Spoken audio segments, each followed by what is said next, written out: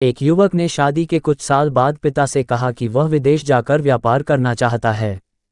पिता ने उसकी मंजूरी दे दी।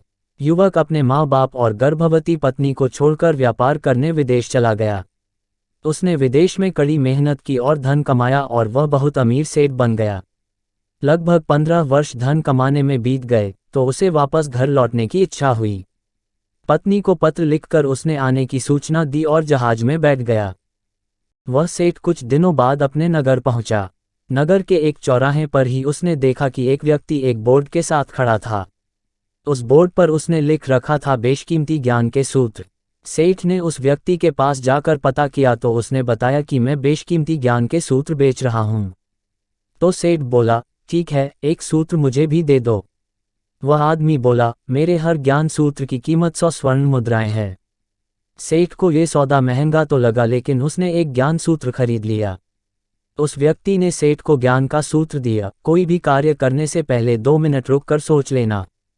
सेठ ने वह सूत्र अपनी डायरी में लिख लिया। सेठ को अपने घर पहुंचते पहुंचते रात हो गई। सेठ ने सोचा, इतने सालों बाद लौटा हूं तो क्यों ना सीधे पत्नी के पास पहुंचकर उसे सरप्राइज दूं। घर के चौकीदारों को इशारों से अंदर कुछ भी कहने से मना कर दिया और सीधे पत्नी के कमरे में गया। वहां का नज़ारा देखकर वह चौंक गया। उसने देखा कि उसकी पत्नी के साथ एक युवक सोया हुआ था। ये देखकर सेठ गुस्से से आग बबूला हो गया। वह सोचने लगा कि मैं परदेश में उसकी चिंता करता रहा और यह यहाँ अन्य पुरुष के साथ सो रही हैं। आज मैं इन दोनों को जिंदा नहीं छोड़ूंगा। वह गुस्से से अपनी तलवार निकालकर दोनों पर वार करने ही जा रहा था। इतने में उसे 100 स्वर्ण मुद्राओं के बदले जो ज्ञान सूत्र खरीदा था उसकी याद गई कि कुछ भी कार्य करने से पहले 2 मिनट सोच ले। वह 2 मिनट सोचने के लिए रुका। उसने तलवार वापस पीछे हटाई लेकिन वो किसी बर्तन से टकरा गई।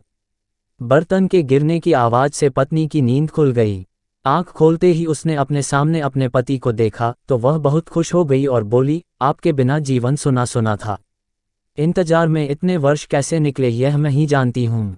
पत्नी ने इतना बोलकर पास सोए हुए युवक को उठाते हुए बोली, बेटा उठ जा, तेरे पिताजी आए हैं। युवक उठकर जैसे ही पिता को प्रणाम करने झुका तो माथे की पगड़ी सेठ के पैरों में गिर गई।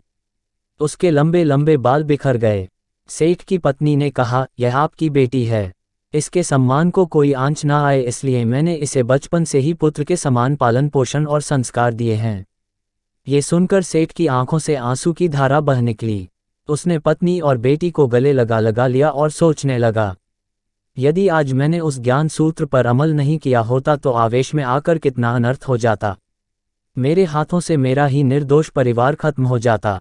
दोस्तों, इस कहानी से यही शिक्षा मिलती है कि जल्दबाजी में आकर कोई निर्णय न लेवे, क्योंकि जब हम आवेश में होते हैं तो हमें अच्छे बुरे का ख्याल नहीं रहता है। इसलिए गुस्सा होने की स्थिति में कोई भी निर्णय ना लें। कुछ देर रुके और दिमाग ठंडा होने दें और फिर सोचें कि क्या सही है, क्या गलत है। दोस्तों, आज की कहानी आपको कैसी लगी कमेंट में ज़रूर से बताइए। चैनल को लाइक और सब्सक्राइब कीजिए। कहानी को हो सके इतना ज़्यादा से ज़्यादा शेयर कीजिए। धन्यवाद।